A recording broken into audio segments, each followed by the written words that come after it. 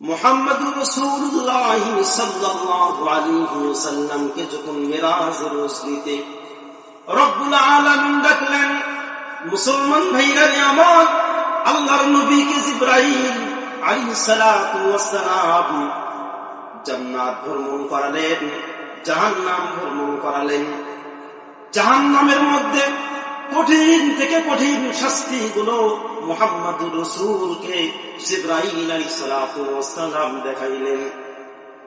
এরপরে পুরো জাহান্নাম ঘোরার পরে জাহান্নামের এক কিনারায় একটা মিম্বার রব্বুল আলামিন বানিয়ে রাখছেন। এরপরে জান্নাত ভ্রমণ করালেন।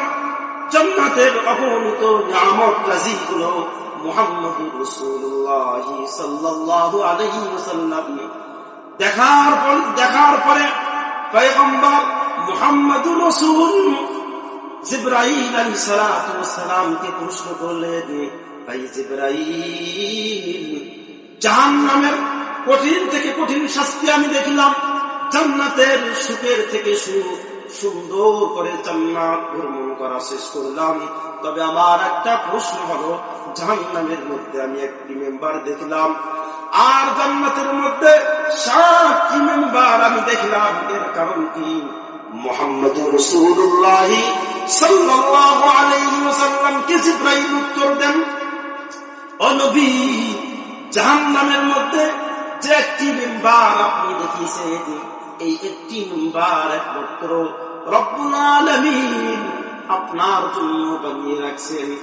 এবার মুহাম্মদ আরবি বলে, কেন আমার জন্য এই মেম্বারটি বানিয়ে রাখছেন?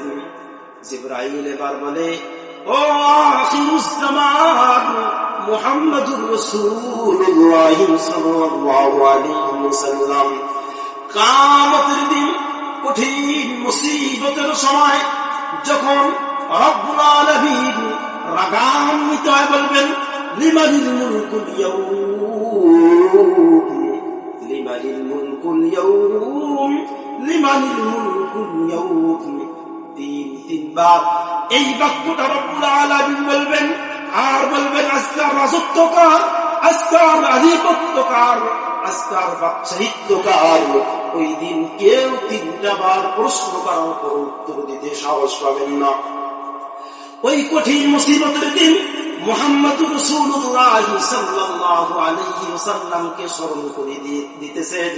জিবরাইল বলেন 3 বার রব্বুল আলামিন এই কথাটি বলে প্রশ্ন নিজেই করবেন, কোন উত্তর আসবে না। এরপরে তিনি নিজেই উত্তর দিবেন, বিল্লাহিল ওয়াহিদুল কাহার। আল্লাহু আকবার, আল্লাহু আকবার। ওই দিনে মুহাম্মদুর রাসূলুল্লাহ সাল্লাল্লাহু আলাইহি ওয়াসাল্লামকে স্মরণ করে দিতেছেন। আল্লাহ নিজেই প্রশ্ন করে নিজেই উত্তর দিবে।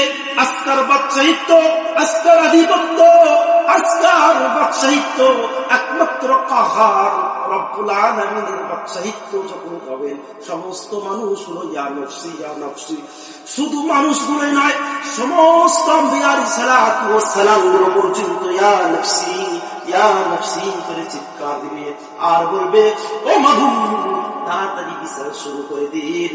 আর এই কঠিন কিয়ামতের ময়দানে থাকা আমাদের পক্ষে সম্ভব হচ্ছে না। এবার মুহাম্মদুর রাসূল বলেন, এটা তো বুঝলাম, ইনবার কেন বানিয়ে রাখলেন? ওই সময় মুহাম্মদুর রাসূলকে জিবরাইল বলতেছেন, ও আল্লাহর নবী, ওই কিয়ামতের দিন কঠিন মুসিবতের সময় আপনি এই মিম্বারের মধ্যে সিজদায় পড়ে যাবেন, আর আপনি যা কিছু মালিকের কাছে আবদার করবেন, মালিক আপনার আবদারকে পূরণ করবেন, অর্থাৎ উম্মতের জন্য যাই সুপারিশ করবেন, রব্বুল আলামিন আপনার সুপারিশকে কবুল করবেন। সুবহানাল্লাহ, সুবহানাল্লাহ।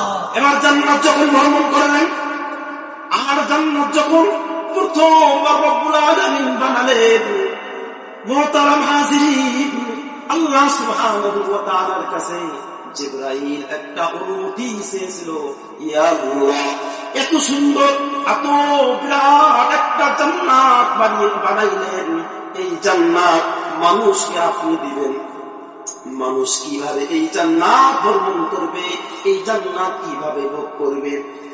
রব্বুল আলামিন বলেন, ও জিবরাইল, এটা আমি মানুষের জন্য বানিয়েছি, মানুষই শুধু এটা ভোগ করবে, কোন প্রকার ফেরেশতার জন্য জান্নাতকে আমি বানাইনি। এই কারণেই ফেরেশতারা এই জান্নাত ভ্রমণ করতে পারবে না।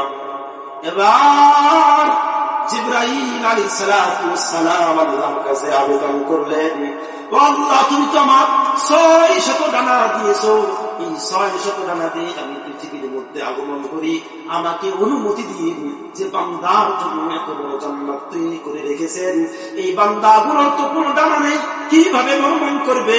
আমাকে অনুমতি দিন, আমি 1 মাস এই জান্নাতকে ভ্রমণ করব। 1 মাস আমি জান্নাত ভ্রমণ করব। আল্লাহ সুবহানাহু ওয়া তাআলা বলেন, ঠিক আছে, তোমাকে অনুমতি দিলাম। 600 পাঠা দিয়ে 1 মাস ভ্রমণ করলেন, জান্নাতের একটি অংশ ভ্রমণ করতে পারলেন না। এবার জিবরাইল আলাইহিস সালাম আমার মালিকের কাছে আবেদন করলেন, মালিক, আর একটু আমাকে অনুমতি দিন। আল্লাহ সুবহানাহু ওয়া তাআলা আরো 1 মাস তাকে অনুমতি দিয়ে দিলেন। 1 মাস ভ্রমণ করার পরও জান্নাতের একটি অংশ শেষ করতে পারে না। আবার মালিকের কাছে আবেদন করলেন, আবার 1 মাস বাড়িয়ে দিলেন। 3 মাস জান্নাত ভ্রমণ করলেন জিবরাইল, তার 600 ডানা দিয়ে। কয়শত ডানা? 600 ডানা দিয়ে জান্নাত ভ্রমণ করে কিঞ্চিত পরিমাণ অল্প একটি অংশ শেষ করতে পারে না। জিবরাইল মালিকের কাছে এসে বলেন, ইয়া আল্লাহ, কিভাবে এই জান্নাত আপনার বান্দাগুলো ভোগ করবে? আমাকে 600 ডানা দিয়েছেন, আমি কিছুই করতে পারলাম না। 3 মাস আমি জান্নাত ভ্রমণ করে শেষ করতে পারলাম না, কিভাবে সম্ভব মানুষ এই জান্নাতকে ভোগ করবে? এবার রব্বুল আলামিন বলেন, আমি তো মানুষের জন্য বানিয়েছি, তোমার মনের মধ্যে সন্দেহ, তুমি এটা ভ্রমণ করতে পারোনি, শেষ করতে পারোনি। তাহলে এই তোমার মনের মধ্যে সন্দেহ দূর করতে হলে তুমি যাও মদিনাতুল মুনাওয়ারার মধ্যে। কোনটে যারা বলেন মদিনাতুল মুনাওয়ারার মধ্যে মুহাম্মদুর রাসূলুল্লাহ সাল্লাল্লাহু আলাইহি ওয়াসাল্লামের সাহাবী সিদ্দিক আকবর রাদিয়াল্লাহু তাআলা আনহু ওই মদিনাতুল মুনাওয়ারার মধ্যে বসেছিলেন। জিবরাইলকে রব্বুল আলামিন বলে, ও জিবরাইল, তুমি মদিনাতুল মুনাওয়ারা গেটের সামনে দাঁড়াবা। যে মানুষ তো সবার আগে মসজিদের মধ্যে প্রবেশ করবে এবং সবার শেষে মসজিদ থেকে বের হবে, ওই মানুষটাকে তুমি জিজ্ঞাসা করবে যে, ভাই, আমি একটা বিপদের মধ্যে পড়েছি, যে কি বিপদ সেটা এই কথাটি অবশ্যই বলবে। তখন তুমি বলবে, আমি জিবরাইলকে খুঁজে পাইতেছি না, জিবরাইল কই, আমাকে একটু খুঁজে রাখবে। এবার জিবরাইল রব্বুল আলামিনের পরামর্শ সাপেক্ষে মদিনাতুল মুনাওয়ারার মধ্যে আসলেন। আসার পরে সর্বপ্রথম একজন ব্যক্তি মসজিদের মধ্যে ঢুকলেন, সবার শেষে মসজিদ থেকে বের হইতেছেন।